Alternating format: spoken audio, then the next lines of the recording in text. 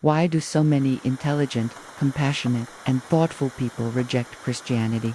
Is it because of the Church's long and complicated history, the claims of the Bible, the hypocrisy of believers, or maybe it's the exclusivity, the idea that Christianity says it holds the truth? But here's a provocative thought. What if the reasons people walk away from Christianity are based on partial truths, cultural distortions, or painful personal experiences, not on the actual message of Jesus? In today's world, filled with spiritual confusion, endless opinions, and a deep distrust of authority, it's easy to dismiss religion as outdated or oppressive. Many see faith as a relic of a less enlightened age, a tool of control, or worse, a source of conflict. Religion, they say, has caused wars, justified injustice, and divided people. And honestly, those concerns aren't baseless. So then, why would anyone in the 21st century still believe what makes millions of rational, educated people, scientists, artists, business leaders, and students still turn to Christianity? Is it merely tradition? Is it comfort? Or is there something more? Underneath the criticism, there are still questions that haunt the modern heart. What is the meaning of life? Where does justice come from? Is there any basis for human rights or dignity without God?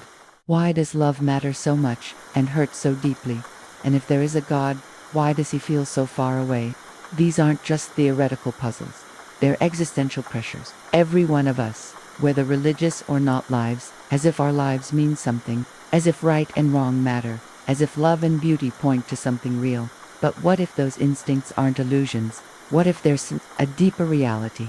Tim Keller, in his widely read book, The Reason for God, published in Korea, addresses these tensions with grace and intellectual clarity. Rather than preaching at skeptics, he listens to their doubts and responds not with easy answers, but with serious arguments and compelling stories. Keller spent decades pastoring in Manhattan, perhaps one of the most skeptical, secular, and diverse places on earth. He engaged with atheists, agnostics, doubters, and seekers from every background, and he didn't win them over with pressure. He opened space for dialogue. He understood this. People don't usually reject Christianity because they understand it. They often reject it because they've never truly heard it. In this video, we'll unpack the core themes of Keller's book, not as a dry summary, but as a journey through the toughest questions, the biggest objections, and the radical claims that make Christianity not just a belief system, but possibly the most coherent and hopeful explanation for life. We'll tackle questions like, isn't religion dangerous? How can there only be one true faith? Isn't science enough to explain the universe? Why would a loving God allow suffering? Doesn't Christianity repress individuality and freedom? We won't dodge these questions. We'll face them head on, and we'll also explore the surprising logic, emotional resonance, and historical foundation behind the Christian faith. Because maybe, just maybe, Christianity isn't what you thought it was. It's not about moral superiority. It's not about blind obedience. At its core, it's about a God who pursued humanity not because we deserved it, but because love compelled him. So the real question is not just, does God exist? It's, what if he does, and he's far more gracious, just, and beautiful than you've ever imagined? Let's begin. Before we explore reasons for belief, we have to be honest about the reasons against it. For many people today, disbelief in God feels like the natural, logical position. Faith seems unnecessary at best, and irrational at worst. The modern, secular mindset tells us, you can be good without God, science explains everything, or religion causes more harm than good. Let's break down some of the most common objections people have to Christianity. 1. Religion causes violence and division. One of the most frequently cited reasons for rejecting Christianity or any religion is its connection to violence, war, and oppression. The Crusades, colonialism, the Inquisition, religious terrorism, all of these are cited as evidence that religion is not only outdated, but dangerous. If faith leads people to kill or exclude others in the name of God, shouldn't we move beyond it? But here's the thing, while religion has been used to justify violence, so have secular ideologies. The 20th century alone saw the rise of atheistic regimes, Stalin's Soviet Union, Mao's China, Pol Pot's Cambodia, that were responsible for tens of millions of deaths, often in the name of utopia. The problem isn't belief in God. The problem is the human heart, as Keller puts it. The tendency to draw lines between us and them, To see one's group as morally superior and to demonize the other is deeply rooted in all people, not just the religious Christianity. At its core doesn't promote superiority, it dismantles it. Its central figure, Jesus, died for his enemies. That's not a recipe for violence. It's a radical call to peace, forgiveness, and humility. And this message wasn't just preached, it was lived. The early Christian communities, often persecuted, became known for caring for orphans, widows, and even their enemies. Their commitment to nonviolence, reconciliation, and compassion set them apart in a brutal world. 2. You can't take the Bible literally. Another major barrier is the Bible itself. Many see it as outdated, internally contradictory, and even immoral. Stories of miracles seem unscientific. Rules about sexuality or gender appear oppressive. The Old Testament, in particular, can be confusing or even offensive. So how can anyone take it seriously? First, not everything in the Bible is meant to be taken literally. The Bible is a library, not a single book. It includes poetry, prophecy, law, history, biography, and apocalyptic imagery. To read all of it literally is to misunderstand it entirely. Second, when read in context, many of the Bible's hardest parts reveal deeper meanings. For example, some of the Old Testament laws that seemed harsh were actually progressive for their time, limiting violence, protecting the vulnerable, and pointing to deeper spiritual truths. Lastly, if the Bible was written by God through human authors, wouldn't we expect parts of it to challenge every culture, including our own? We can't judge ancient texts purely through the lens of modern preferences. Sometimes, the discomfort we feel is actually the point. It exposes our blind spots and invites us to deeper reflection. And ironically, parts of the Bible that once seemed problematic often become profoundly compelling when we actually take the time to understand their context, symbolism, and redemptive arc. 3. Christianity is too exclusive in a world that values tolerance and inclusivity. Christianity's claim that Jesus is the way to God seems narrow, maybe even arrogant. You saying all other religions are wrong? That's a fair and honest question. But consider this. Every belief system, including secular ones, makes exclusive truth claims. If you believe that all religions are equally valid, you're still making a truth claim that your view is more correct than those who believe otherwise. Total inclusivity, ironically, becomes its own form of exclusivity. The question is not whether a worldview is exclusive. The real question is it true? And how does it treat people who disagree? Christianity claims that salvation is found in Jesus alone, but it also teaches that Jesus died for his enemies, prayed for those who killed him, and invited all people, regardless of race, class, or background, into a relationship with God.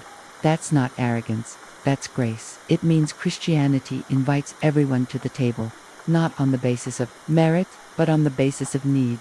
It's a message that levels the playing field, not raises barriers. 4. Science has disproved God for some. The idea of God has been replaced by science. We don't need divine explanations anymore, they argue. We have physics, biology, and neuroscience. We can explain the Big Bang, the human genome, and the inner workings of the brain. So why invoke a supernatural being? But science answers how, not why. Science can explain how a flower grows. It can't explain why beauty moves us. It can describe how love affects the brain. It can't tell us why love matters. Even many leading scientists, past and present, have been believers. Why? Because the complexity, order, and intelligibility of the universe suggests a deeper rationality behind it. As Keller says, faith and reason are not enemies. They are partners in the search for truth. Science can inform our beliefs, but it can't replace them. And when it comes to questions of meaning, purpose, and morality, science remains silent because those are not scientific questions. They are spiritual ones. 5. A loving God wouldn't allow suffering. Perhaps the most emotional objection is also the most personal. If God is good and powerful, why is there so much pain in the world? Suffering doesn't just raise questions. It breaks hearts. It can shatter belief. But even here, Keller offers a challenge. If you're outraged by evil and injustice, that very outrage may be evidence for God, not against him. Where does our deep sense of right and wrong come from? Why do we believe that suffering shouldn't be part of life? In the Christian story, God doesn't stay distant from suffering. He enters into it. Jesus experienced betrayal, torture, and death. He knows what it's like to cry out in agony. That doesn't give us easy answers, but it gives us a companion in our panan, the hope that one day, suffering will end. Christianity doesn't minimize suffering, it acknowledges it, and more than that, it offers the cross, a place where justice and mercy collide. A place where God says, I see your pain and I'm with you in it. Despite all the doubts, critiques, and controversies surrounding Christianity, millions around the world across cultures, generations, and social classes still believe, and they don't do it blindly. In fact, for many, faith in God isn't a leap into the dark, but a step into the light. It's not a rejection of reason, but the culmination of it. So why do people still believe? Let's explore some of the most compelling reasons why faith in God, and specifically in Christianity, continues to make deep, rational, and emotional sense. 1. The argument from meaning. Every human being lives with a sense that life should have purpose. We're not content to just survive. We long to matter. We tell stories, build legacies, search for identity. We want to know that our existence is not random, but if we're purely the result of chance and evolution, no creator, no plan, then meaning is just something we make up to feel better. There's no actual truth to it. Yet people don't live that way. Even those who reject religion still seek purpose, pursue justice, and fall in love. We can't help it. C.S. Lewis once wrote, if I find in myself a desire which no experience in this world can satisfy, the most probable explanation is that I was made for another world. Christianity offers a vision where our longing for meaning isn't a trick of biology. It's a reflection of the God who made us. And this longing isn't a weakness, it's a signal. Just like hunger points to the reality of food, our craving for meaning points to something real and ultimate. We were made to live for more than ourselves. 2. The argument from morality. We all believe that some things are truly right, and others are truly wrong. Not just preferences, not just cultural norms, actual moral truths. Slavery is wrong, racism is evil, love is good, generosity is noble. But where does that come from? If morality is just a human invention, then it's always changing, just opinion. Yet our deepest convictions about justice and human dignity seem to point to something higher than ourselves, something objective. Christianity teaches that every human being is made in the image of God. That's why all people have equal value regardless of strength, wealth, intelligence, or social status. Without that foundation, moral values float. With it, they're anchored. And in a world that constantly debates ethics, identity, and justice, the Christian moral vision offers both a foundation and a direction.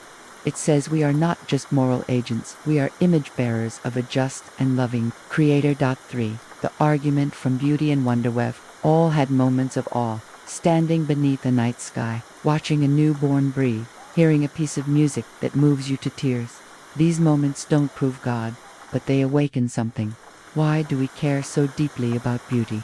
Why does wonder exist? Christianity says it's because we were made to worship. These glimpses of glory are whispers of a greater reality. They're signposts pointing home. Atheist authors have written eloquently about the beauty of the cosmos, but what they admire from a distance, Christianity sees as personal, a creator who not only made the stars but knows your name, and even the most rational minds admit this. Beauty stirs the soul in a way nothing else does. It transcends survival. It whispers that life is more than material. That whisper, Christianity says, is the voice of God. 4.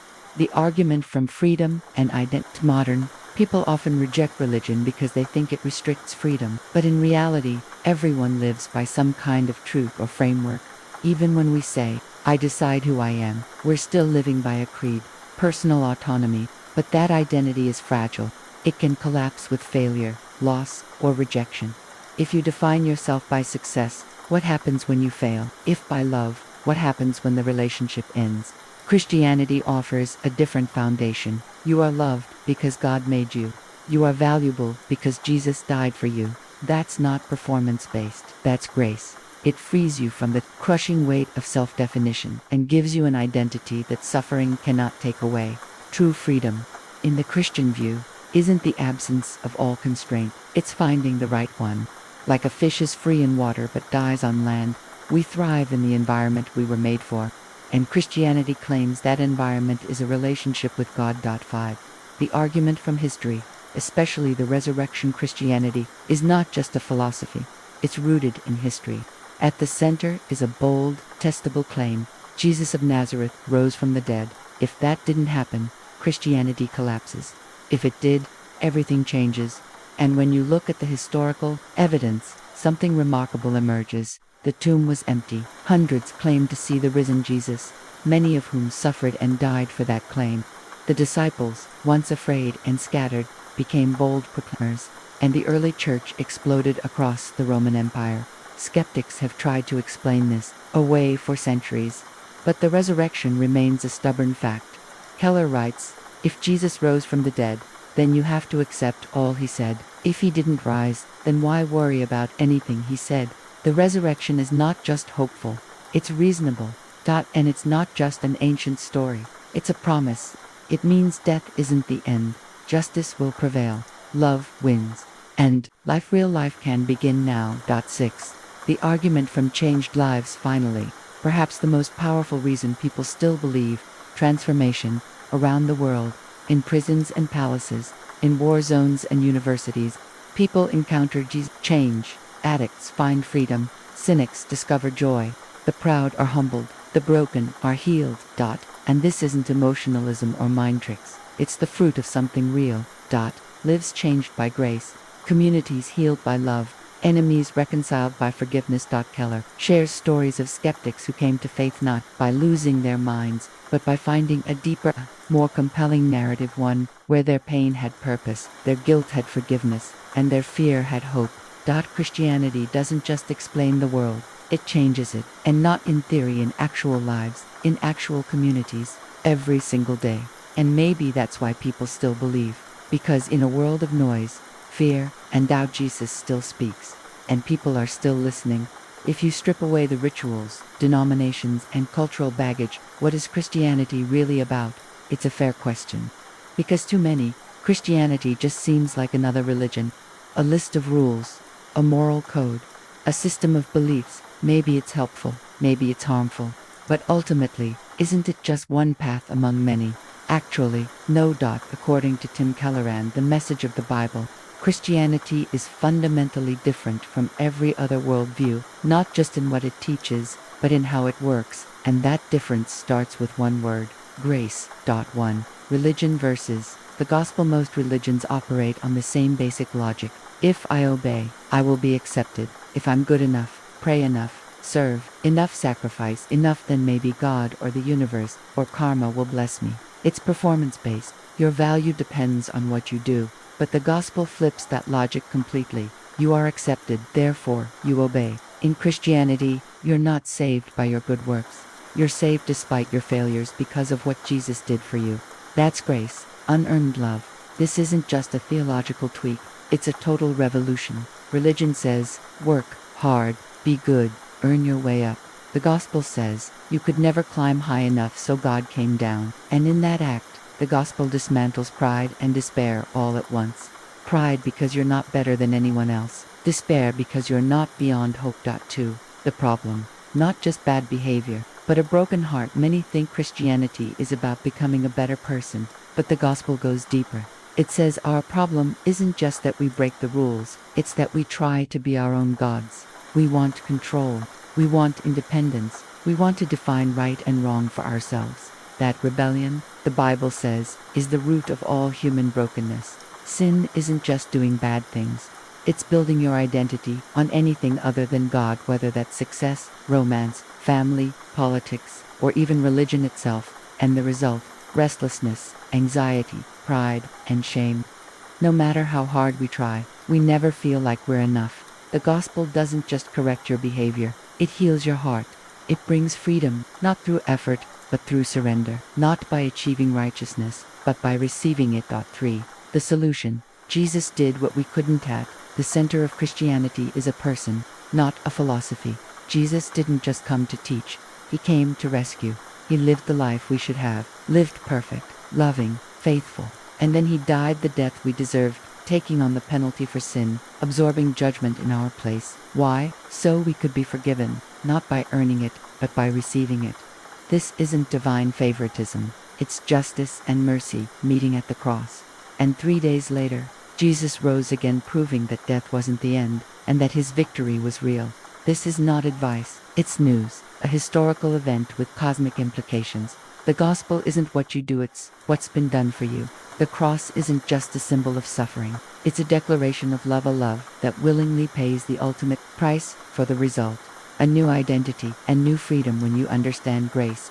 Everything changes. You're no longer performing to be loved. You're living from a place of love.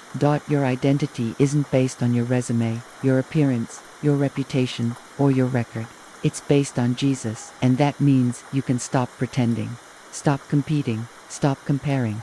You're free to admit your flaws because your worth isn't on the line.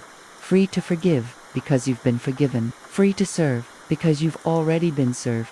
This kind of life, marked by humility, boldness, and joy, only makes sense if the gospel is true, and it leads to a freedom deeper than choice.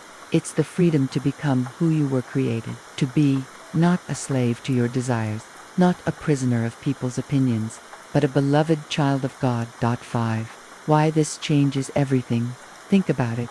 If God's love is conditional, you'll always live in fear, trying to earn it, terrified to lose it. But if it's a gift, secured by Jesus, then you're safe. You can be honest about your struggles. You can face suffering with hope. You can love people who hate you because your identity doesn't depend on their approval. The gospel also creates a radically inclusive community. Most human groups bond through similarity, shared background, interests, values. But the church, at its best, unites people across every barrier: race, class, gender, culture, because they've all received the same grace. There's no room for superiority, no hierarchy of worth, just broken people, loved by a perfect Savior. And that unity is not uniformity. It's diversity held together by mercy, a picture of heaven on earth. 6. But isn't this too easy? Some people hear the gospel and think, wait, that sounds too easy. If I'm forgiven no matter what, can't I just do whatever I want? That's misunderstanding grace. Grace isn't cheap. It cost Jesus everything. That when you see that, when you grasp what he did for you, your heart is changed. You don't want to go back to sin. You want to follow him, not to earn love, but because you've already been loved. Grace doesn't make you lazy. It makes you alive. And the deeper you go into grace, the more you see how costly and beautiful it truly is. 7. Why this message still matters in a culture obsessed with self-help and performance. The gospel offers rest. In a world full of condemnation and comparison, it offers acceptance. In a society where your worth depends on productivity, image, or status, the gospel offers an identity that can't be shaken. Tim Keller often said, "The gospel is this: we are more sinful and flawed in ourselves than we ever dared believe. Yet at the very same time, we are more loved and accepted in Jesus Christ than we ever dared hope." That's what makes Christianity different. It's not about climbing up. It's about a God who came down. It's not about fixing yourself. It's about being made new. It's not about religion. It's about relationship, and that changes everything. So far, we've talked about why belief in God makes sense and what makes Christianity different, but let's be honest, what really matters is how it plays out in real life. What does it actually mean to live as a Christian? Is it just going to church, following moral rules, praying a bit more? The truth is much deeper and much more beautiful. To be a Christian is to live in response to grace. It's to walk in a new identity with a new purpose, in a world that still feels old and broken. Let's unpack what this looks like in practice. 1. A life shaped by love, not legalism. One of the most misunderstood aspects of Christianity is how Christians relate to morality. People often think Christians are just people who try to follow rules, but the gospel turns rule-keeping on its head. Christians don't obey to earn God's love. They obey because they've already received it. Their moral lives are not about self-righteousness. They're about love. As Jesus put it, "If you love me, you will keep my commands." Not out of fear, not out of pressure, but out of love. It's the kind of obedience that flows from joy, not anxiety. The kind of change that starts inside and works its way out. And this kind of love transforms every corner of life, from the way you treat your coworkers, to how you speak to strangers, to how you spend your money. Love becomes not just a virtue, but the rhythm of your whole life. Point 2. Grace that transforms character. The gospel doesn't just forgive sins, it reshapes who we are. Over time, it produces real fruit: patience, humility, compassion, Courage. Keller often said, the gospel changes everything. Not overnight, not perfectly, but genuinely. This change isn't just about behavior. It's about becoming more like Jesus. It means learning to love your enemies, to forgive people who hurt you, to care for the poor and the marginalized, not because you're trying to look holy, but because your heart has been changed. In the Christian life, transformation isn't something you achieve, it's something God does in you. And that transformation is holistic. It affects your mind, your habits, your desires, your goals. Slowly but surely, you begin to reflect the one you follow. 3. The church, a community of grace. Christianity isn't a solo journey. From the very beginning, believers have gathered into communities called churches. But not just buildings or services. The church is meant to be a family, a place where people love one another, carry each other's burdens, and grow together in faith. The early church in the book of Acts wasn't just about sermons. It was about sharing meals, meeting needs, confessing sins, and living life side by side. Tim Keller emphasized that the gospel creates a counterculture of grace, a community unlike anything else in the world, where forgiveness replaces revenge, unity triumphs over division, and humility is more valuable than status. That's what the church should be. And when it is, it becomes a powerful witness to the world. And even when the church fails, because it often does, its calling remains to be a living preview of the kingdom of God, where justice, mercy, and peace reign together. For faith in the public square, Christian faith isn't just private, it has public implications. If Jesus is Lord, then his teachings touch every area of life: work, politics, relationships, culture. Keller was passionate about this. He believed that Christians are called to be a faithful presence in the world, retreating from it, and not dominating it, but serving it with love and truth. That means being excellent in your work, ethical in your business, just in your politics, and compassionate in your leadership. It means caring about justice, caring about the poor, caring about the environment, not because it's trendy, but because God cares. A Christian life isn't just a personal escape plan. It's a mission to bring hope and healing wherever you go. The gospel sends you into the world not to blend in, and not to judge, but to bless, to be salt and light, to embody a different kind of kingdom. 5. Suffering and hope. One of the most powerful parts of the Christian life is how it relates to suffering. Following Jesus doesn't mean your life gets easier. In fact, it often means it gets harder, but it also means you never suffer alone. Jesus knows pain. He walked through it. He cried, he bled, he was abandoned. And because he rose again, suffering doesn't have the final word. Christians believe that pain has a purpose, that God can use it to refine, to deepen, to grow, and most of all, they believe in a future where all suffering will be undone. This hope doesn't remove the tears, but it gives meaning to them. It allows believers to walk through the darkest valleys with light still in their eyes. It anchors them in storms, reminding them that even when life feels out of control, God is not. 6. Forgiveness as a way of life. If there's one trait that should define a Christian, it's forgiveness. Why? Because they've been forgiven much. Keller frequently reminded his church, you are more sinful than you ever dared believe, and more loved than you ever dared hope. That kind of forgiveness softens the hardest hearts. Christians are called to forgive not because people deserve it, but because God forgave them when they didn't deserve it either. This doesn't mean being naive or ignoring justice, but it does mean letting go of vengeance, trusting God, and refusing to let bitterness define your life. In a world obsessed with payback, the church is called to model a different way, and that way isn't weakness, it's power. The power to break the cycle of revenge, the power to set people free, the power to be free yourself. 7. Living missionally, sharing the gospel. Finally, living as a Christian means sharing the hope you've found, not as a sales pitch, not as pressure, but as an overflow of love. If the gospel really is good news, then it's not something you keep to yourself. You share it with humility, with respect, and with joy. For Keller, evangelism wasn't about winning arguments. It was about listening well, loving deeply, and showing how the gospel speaks to the deepest longings of every heart. Christians aren't better than anyone else, but they've been rescued, and they want others to know that rescue is available to all. And they do this not by shouting, but by shining. Not by force, but by faithfulness. 8. The journey continues. Being a Christian isn't a one-time decision. It's a lifelong journey, a journey of daily grace, of falling and getting back up, of repenting and rejoicing, of learning to love like Jesus. It's messy, it's hard, it's beautiful, and it's worth it because in the end, it's not about what you accomplish, it's about who you're becoming and whose you are. We've talked about doubts, about faith, about the life, death, and resurrection of Jesus, about grace that transforms and hope that sustains. But at the end of all of this, there's one question that really matters. One question that, deep down, every person must answer. What will you do with Jesus? This isn't just an intellectual exercise. It's not about winning debates or collecting information. It's about your life, your story, your soul.